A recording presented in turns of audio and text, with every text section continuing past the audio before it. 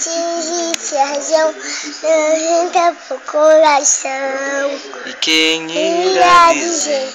existe razão. Eduardo abriu os olhos. Muito possível.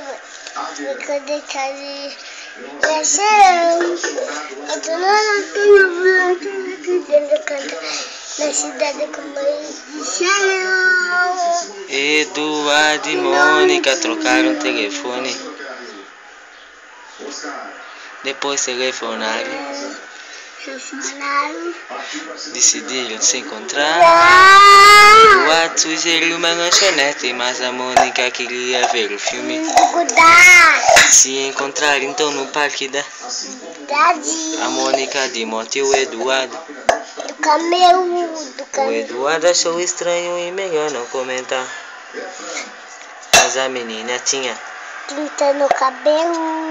Eduardo e Mônica era nada parecidos. Ela era de leão e ele tinha 16. Ela fazia medicina e falava alemão e ele ainda das aulinhas. Ela gostava do Bandeira e do Barral, Zongog, dos Mutantes, do Caetano e de Rimbaud. E o Eduardo gostava de novela e jogava Inglês e português. Tá, e jogava futebol de botão. Com seu avô. Ela falava coisas sobre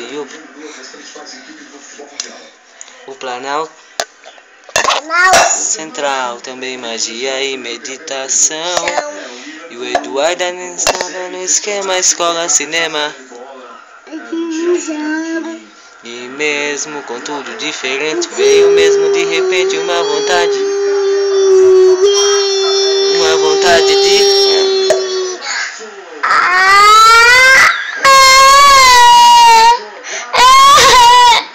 que? Parou.